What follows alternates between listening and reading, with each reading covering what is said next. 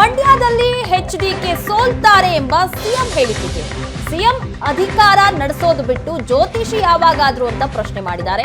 CM Siddaramaiah ವಿರುದ್ಧ ಕುಮಾರಸ್ವಾಮಿ ಈ ರೀತಿ ಆಕ್ರೋಶ ಹೊರಹಾಕಿದ್ದಾರೆ. ನೋಡೋಣ ಮುಂದೆ ಅವರ ಜ್ಯೋತಿಷ್ಯ ಏನಾಗುತ್ತೆ ಅಂತ. ಕಳೆದ ಬಾರಿ ನಿಖಿಲ್ ಸೋಲಿಗೆ ನಾನೊಬ್ಬನೇ ಕಾರಣ ಅಲ್ಲ, ನಿಖಿಲ್ ಸೋಲಿಗೆ ಈ ಮಹಾನುಭಾವರು ಕೊಡುಗೆ ಎಷ್ಟು ಅಂತ ಗೊತ್ತಿದೆ ಅಂತ ಹೇಳಿದ್ದಾರೆ. ಚುನಾವಣಾ ಫಲಿತಾಂಶದ ಹಿನ್ನೆಲೆಯಲ್ಲಿ ಹೇಳಿದ್ದಾರೆ. ಕಳೆದ ಬಾರಿ ಮಂಡ್ಯ ಕ್ಷೇತ್ರದ ಅಭ್ಯರ್ಥಿಯಾಗಿ ಕುಮಾರಸ್ವಾಮಿಯವರ ಮಗ ನಿಖಿಲ್ ಕುಮಾರಸ್ವಾಮಿ ಜನತಾದಳದ ಅಭ್ಯರ್ಥಿ ಆಗಿರಲಿಲ್ಲ. ಅವನು ಕಾಂಗ್ರೆಸ್ಸು ಮತ್ತು ಜನತಾದಳ ಎರಡರ ಒಂದು ಮೈತ್ರಿಯ ಅಭ್ಯರ್ಥಿ ಆದಂಥದ್ದು.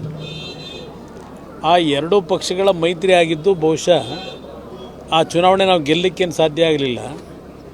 ಅವತ್ತು ನಿಖಿಲ್ ಕುಮಾರಸ್ವಾಮಿಯವರ ಸೋಲಿಗೆ ನಾನೊಬ್ಬನೇ ಕಾರಣ ಅಲ್ಲ,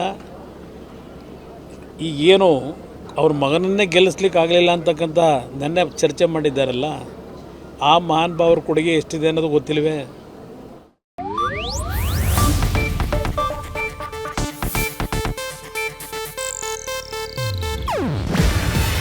ಇದು ಏಷ್ಯಾನೆಟ್ ನ್ಯೂಸ್ ನೆಟ್ವರ್ಕ್ ಪ್ರಸ್ತುತಿ. ನೀವು ನೋಡ್ತಿದ್ದೀರಾ ಏಷ್ಯಾನೆಟ್ ಸುವರ್ಣ ನ್ಯೂಸ್.